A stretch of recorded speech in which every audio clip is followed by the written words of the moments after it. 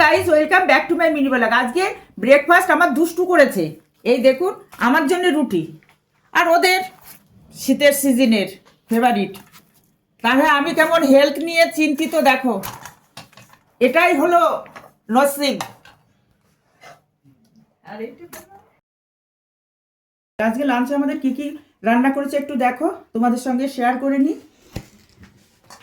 এটা খুব ঐতিহ্যবাহী জানো তো আমাদের ফ্যামিলিতে, মানে বাপের বাড়ির। আজকে যদি আমার এই ভিডিওটা আমার রিলেটিভরা দেখে থাকে তাহলে ওরা ভাববে যে ও ঠিক এখনো টেনে রেখেছে। কি বলতো, মটর শাক শিম দিয়ে ভাজা।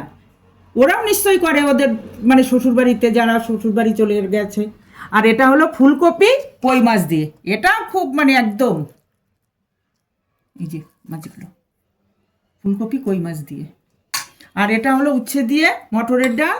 আর এটা দুষ্টুর জন্যে কাঁচকলা আলু দিয়ে কাটা রুই মানে ঝোল করেছে। আর এটাও ভাজা। আর এটা হলো কাঁচা টমেটো দিদিভাই এনেছে আজকে হালিশহর বাড়িতে, টবে দিদিভাইয়ের হয়েছে। আর আলু সিদ্ধ। এই যে রাইস। তাহলে আজকের মতো টাটা, ভালো থেকো। আবার অন্যদিন অন্য কোনো নতুন ভিডিও নিয়ে কথা হবে।